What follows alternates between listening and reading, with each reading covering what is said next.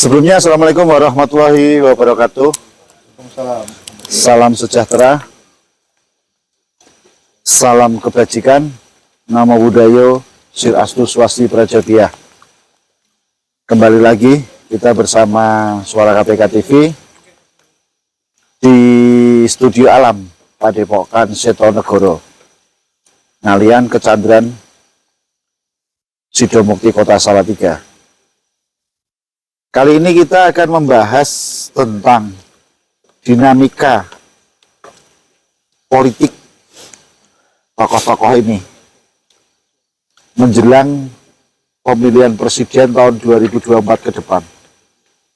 Kita bersama pakar komunikasi dan penggiat budaya Kanjeng Pangeran Dr. Haji Andi Budi yang sering disebut dengan Gus Andi, dan tak asing lagi bersama pengamat politik abang kita Muhammad Ohio Sinapoy MPA. Beliau selain pakar politik, beliau juga pengamat kebijakan publik. Nah, tak lupa juga di sini ada penggiat atau pelaku budaya adat Nusantara. Beliau adalah Kanjeng Patih Haryo Matarum, yang juga Wakil Ketua Umum Masyarakat Adat Nusantara. Beliau juga pengageng dari Projo Mangkualaman, yang saat ini memang pada malam hari ini hadir melihat dinamika politik ini. Kurang bijak ketika kita hanya saya bicara, mungkin sekarang ini kita tanya nih sama Bang Ohio. Bang Ohio, belum berapa lama ini ya, Jokowi ini kan mengumpulkan 5 ketua partai atau bertemu dengan 5 ketua partai di, kalau tidak keliru, di DPP PAN ya kan. Di situ ada Gerindra, Golkar, PKB, PAN, yang satu P3. Nah, ketika kita melihat statementnya Pak Jokowi yang sedemikian rupa, bahwa beliau seperti kingmasternya kebijakan ini dalam dinamika politik. Menurut pengamatan Bang Ohio ini, sisi efektifnya bagaimana nih Bang? Terus dampaknya kepada masyarakat, ada nggak arahnya Jokowi pada salah satu ini koalisi? Padahal Jokowi ini juga kadernya PDIP ini. Silakan Bang. Ya, terima kasih Mas Imam. Ada atau tidak ada manfaatnya, paling tidak Jokowi sudah mempertontonkan bahwasanya sekarang beliau itu menjalankan politis praktis. Ya. Jadi Jokowi ini adalah salah satu tokoh yang telah berhasil menjadi seorang elit politik ya. Karena artinya kenapa saya katakan begitu? Karena beliau ini kan asal muasalnya kan atau latar belakangnya kan bukan politisi, tapi ternyata berhasil menjadi salah seorang pemain politik atau politisi yang canggih akhir-akhir ini, berhadapan dengan partai PDIP sendiri bagaimana, berhadapan dengan suasana kepemimpinannya bagaimana, dan menurut saya beliau sudah berhasil menguasai banyak ilmu-ilmu politik tingkat tinggi. Nah, apa yang terjadi atau pesan yang dikatakan pada saat pertemuan kemarin itu ada 2 hal. Satu itu adalah Jokowi ingin mempertontonkan bahwasanya beliau sekarang akan menjadi kingmaker. Itu satu hal ya. Maka mau tidak mau, karena akan menjadi seorang kingmaker, maka dia harus memperlihatkan bahwasanya saya bisa menguasai beberapa partai ini. Saya ada di sini. Bukan saja saya ini orang PDIP, dia sudah mengatakan, ini pesan Jokowi sebenarnya ini. Jadi, dia tidak perlu lagi mengatakan kalau dia itu adalah orang PDI, dia sudah PDI. Yang kedua, dia ingin mengatakan bahwa saya di luar PDI, saya juga menguasai 5 partai ini. Artinya, sebagai seorang presiden incumbent, dia memiliki kekuatan untuk menentukan siapa calon penggantinya setelah beliau. Nah, itulah yang dinamakan kingmaker. Yang kedua, ini pun juga adalah salah satu pesan bahwasanya Golkar and the Gang ini mulai terjawab ini. Apa sih sebenarnya, siapa sih yang mau didorong ketika akan menjadi hasil koalisi mereka ini, kan mereka bingung ini. Setelah ber-KIB sampai hari ini belum ada satupun orang yang dideklarasikan siapa yang akan menjadi calon presiden dari KIB ini. Satu, itu mungkin bingung. Kedua, menunggu arahan. Ketiga, memang lagi berkelahi di dalam. Nah, saat ini momentumnya Jokowi datang untuk menyatukan. Nanti saya yang menentukan. Nah, gitu kira-kira Mas Imam. Jadi, positif, negatif tidak ada, tetapi paling tidak ini ada sebuah gerakan politik. Nah. Berarti ini melihat perkembangannya kayaknya kan PDIP juga siap bergabung dengan KIB nih. Ya. Itu menurut pandangannya Bang Oyo gimana? Mungkin nggak terjadi nggak itu? Bisa, makanya sebagai seorang kingmaker, maka Jokowi memiliki semacam kemampuan untuk mengorkestra, untuk mengatur. Selain PDIP tadi, ada lagi yang akan diatur baru ini, namanya KIB. Nah, kira-kira begitu. Bisa saja ini terjadi. Oke. Terus Andi, ini kan ada sebuah skenario, bahkan mungkin akan muncul kingmakernya dan dilanjutkan yang dilakukan oleh Jokowi ini. Menurut pandangannya Bang Ohyo ini, Jokowi sedang memainkan peran ini, politik tingkat tinggi. Menurut kacamata komunikasi nih Bang, Gus Andi, bagaimana nih menurut Gus Andi, mencapai nggak pada sasaran pada masyarakat ini? Iya, Mas Imam. Pak Jokowi ini kan politisi ulung ya. Beliau bukan hanya sebagai kepala negara, kepala pemerintahan yang sekarang ini, tapi beliau mencoba ingin meninggalkan sebuah legasi yang kuat. Bagaimana program-program pembangunan, program-program ide, dengan ide gagasan beliau yang spektakuler luar biasa ini, ada yang teruskan. Kuncinya di situ. Nah, bertitik tolak dari siapa yang teruskan ini, muncullah kandidat-kandidat kan. Nah, kandidat yang paling ofensif bergeraknya itu Bapak Anies Baswedan. Dan ini sebenarnya antitesa daripada Pak Jokowi. Karena bisa disinyalir, bisa diprediksi jika Pak Anies Baswedan ini yang jadi misalnya ya, ini ya, itu kecil kemungkinannya para pendukungnya ini memberikan support untuk meneruskan ke program-program kebijakan Pak Jokowi. Kecil kemungkinan, pasti akan membuat program baru lagi. Nah, latar belakang dari perspektif yang saya simpulkan tadi, ada kemungkinan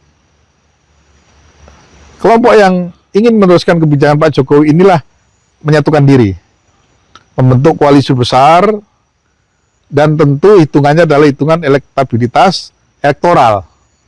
Siapa yang punya kapasitas, elektoralnya bagus, dan dipastikan harus menang.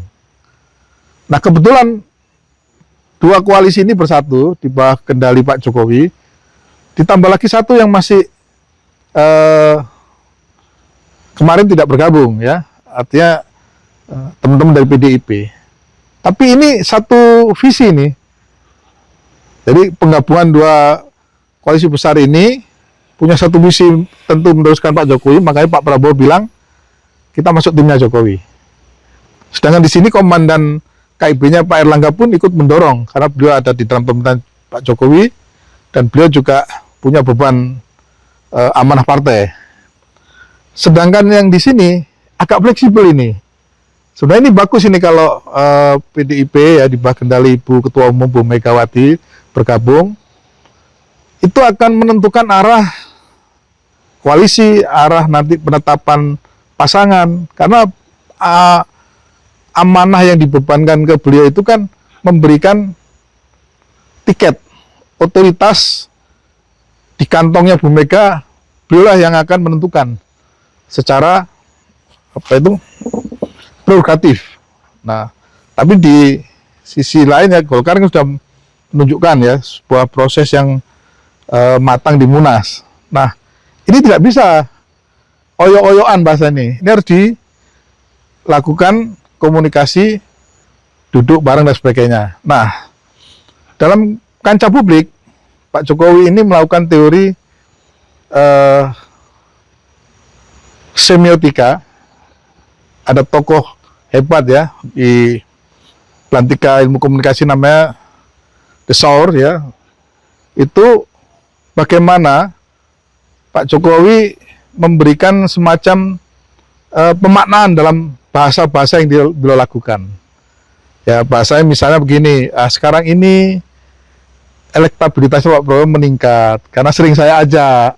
Ini bahasa-bahasa yang menyebabkan persepsi masyarakat timbul bahwa Pak Prabowo ini menyalip Ganjar karena Ganjar sudah tidak disebut. Kemudian nanti kalau pengen Pak Zul sebagai ketua PAN ini meningkat, saya ajak juga. Akhirnya beberapa hari lalu diajaklah ke pasar satu mobil.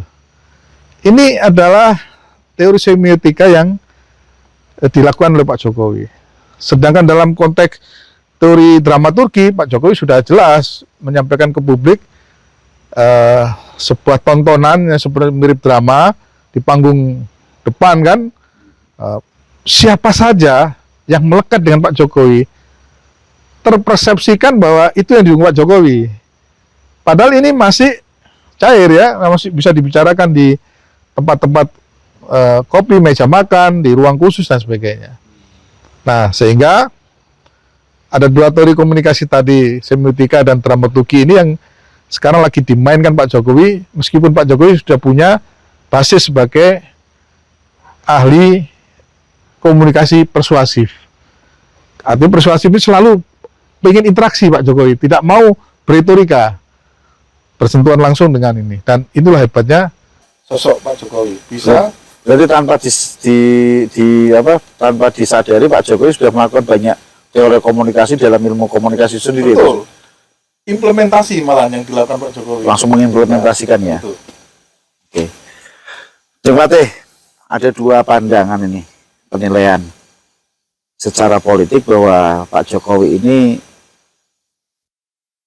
kedepannya menjadi king makernya, dan menurut pandangan pakar komunikasi, Pak Jokowi sudah berhasil memainkan teori-teori komunikasi dari mulai komunikasi publik, terus kemudian dramaturgi dan lain-lain ini tadi. Menurut kacamata budaya nih, pandangan budayanya Jeng Patih ini sebagai wakil ketua umum masyarakat adat Nusantara melihat sepak terjang dan dinamikanya Jokowi ini kira-kira bagaimana nih menurut kacamatanya ini? Ya, baik Mas Imam, Gus Imam. Saya kira tadi dua pengamat politik dan pakar komunikasi, Gus Andi dan Bang Oyo ini sudah benar. Jadi begini, mau dikatakan kingmaker, mau dikatakan ada pesan-pesan tertentu, apapun itu yang didukung ini kan orang-orang yang sudah membantu Pak Jokowi di dalam pemerintahan. Jadi pesan-pesan yang itu jelas bahwasannya dianggap ini orang-orang yang memang sudah bahu-membahu membangun kebijakan-kebijakan yang selama ini diprogram oleh Pak Jokowi ya. Ini dinaikkan semua elektabilitasnya. Jadi di antara koalisi ini bagian-bagian dari partai-partai pendukung pemerintahan ini kan didukung semua. Walaupun nanti akhirnya kan akan terbentuk siapa yang akan betul-betul dijadikan ujung tombaknya. Jadi capres dan cawapres. Jadi tadi betul bahwasanya Pak Jokowi ini pelan tapi pasti sebenarnya ada pesan-pesan moral untuk pembantu-pembantunya. Kalau kalian tidak mengamankan kebijakan-kebijakan yang kita bangun bersama, akan berhenti dan akan rugi. Karena sebuah ciri khasnya di Indonesia ini bahwasanya belum tentu program pemerintahan yang sebelumnya akan diteruskan oleh yang berikutnya karena menyangkut like and dislike. Makanya ini diteruskan. Makanya Pak Jokowi ini mengamankan pesan-pesan moral ini. Walaupun akhirnya orang akan bilang bahwa ini beliau kingmaker di antara para pembantunya. Apapun itu ketua partai ini kan pembantunya beliau dan didukung 100% untuk dinaikkan elektabilitasnya. Dari situ ada pesan-pesan moral dari Pak Jokowi untuk ketua-ketua partai ini. Yang jelas diatur supaya kalian tetap solid. Jangan sampai malah akan jadi ada yang pecah kongsi. Jangan sampai, makanya karena kepentingan Pak Jokowi akhirnya menjadikan beliau ini adalah betul-betul sebagai kingmaker. Itulah Mas Imam. Oke. Bang Woyo, ini kita mengambil satu kesimpulan bahwa apa yang dilakukan Pak Jokowi ini kan untuk bagaimana melanjutkan program. Seperti yang disampaikan Pak Jokowi beberapa lama ini di sebuah acara yang kita tangkap ada kata lanjutkan, dan itu dijelaskan oleh Pak Jokowi. Yang dimaksud lanjutkan bukan tahap 3 periode, enggak. Jokowi sendiri sudah menyatakan bukan untuk 3 periode, tapi lanjutkan itu bagi mereka yang melanjutkan program-programnya. Ini ada kira-kira menurut Bang Woyo ini secara politik ini pesan yang disampaikan oleh Pak Jokowi untuk melanjutkan generasi yang ada dan melanjutkan programnya Pak Jokowi ini apakah akhir tidak tetap menambah gap antara kelompok satu dengan kelompok lain? Menurut Bang Woyo gimana nih? Ya, saya sepakat dengan pertanyaannya Mas Imam, bahwasanya dia akan meningkatkan gap antara yang satu dengan lainnya. Karena kata-kata lanjutkan itu adalah pesan bahwasanya Jokowi ketakutan pembangunannya tidak dilanjutkan kalau yang jadi bukan dari kelompok yang Jokowi inginkan. Jadi sebenarnya pesan ini adalah pesan ketakutannya Jokowi sendiri, yang sebenarnya narasi-narasi itu menurut saya tidak perlu diungkapkan. Itu menunjukkan bahwasanya beliau sudah yakin bahwasanya yang bukan pilihan beliau pasti tidak melanjutkan. Jadi sebenarnya apa yang terjadi dengan pernyataan-pernyataan sekarang ini memang ataupun apa yang dilakukan oleh Jokowi itu berusaha beliau menjadi kingmaker.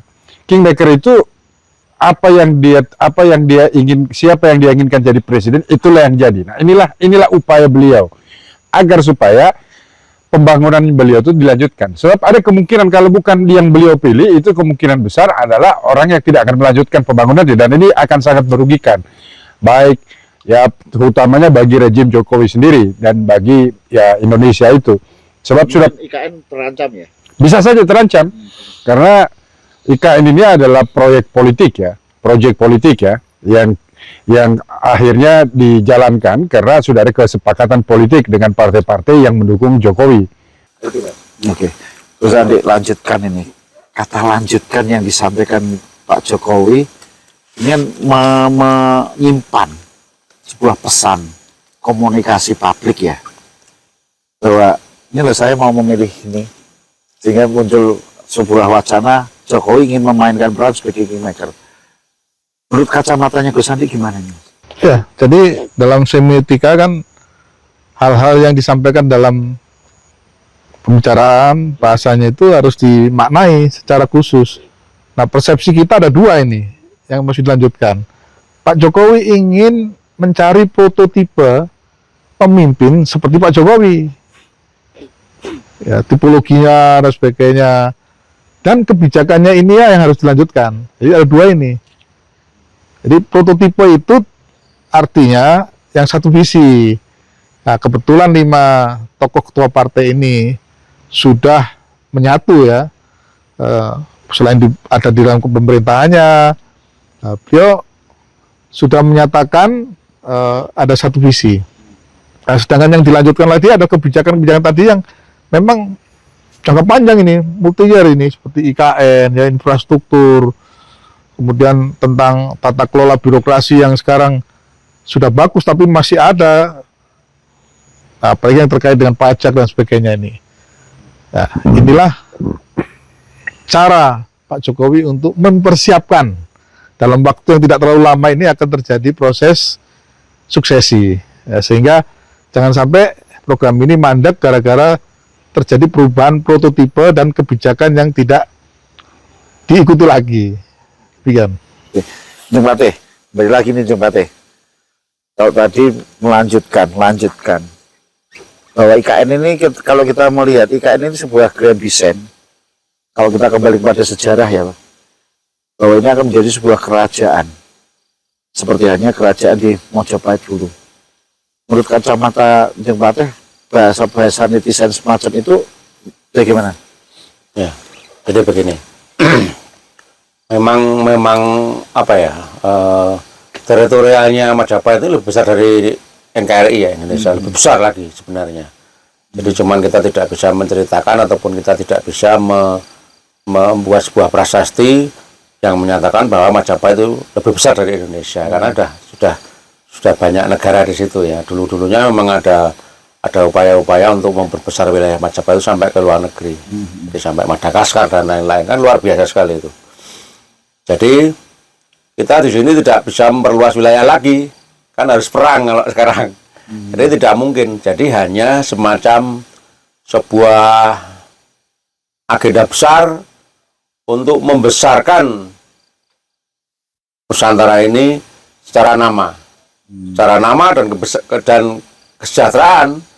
Bagaimana Nusantara ini bisa besar namanya, bisa besar makmur kesejahteraannya, dan akan bermanfaat untuk masyarakat Indonesia. Dan Jadi IKN perlu dilanjutkan. perlu dilanjutkan, makanya Apapun pemimpinnya ya. ya seharusnya ini kan konsep besar. Jadi saya tidak bisa memaksakan orang lain untuk bisa seperti Pak Jokowi. Tapi makanya Pak Jokowi ini harus mengamankan bahwasanya ini kan keputusan politik dulu. IKN ini keputusan politik oleh partai-partai koalisinya. Jadi ya kalian harus bertanggung jawab dengan keputusan politik itu. Bagaimana melanjutkan program ini sampai nanti betul-betul terwujud IKN dan seterusnya dan lain-lain yang memang menjadi program pemerintahan Pak Jokowi. Oke. Gitu. Baik pemirsa, singkat dari diskusi ini akan menjadi satu pertanyaan dan mungkin akan menjadi bahan perenungan. Mampukah sosok Jokowi menjadi kingmaker-nya negeri ini sehingga mampu menilai atau memilih calon pemimpin berikutnya yang akan diikuti oleh rakyat, sehingga program IKN yang menjadi grand design-nya budaya Nusantara ini hanya sebatas sebagai simbol atau akan memberikan kesejahteraan. Kita tunggu yang akan datang.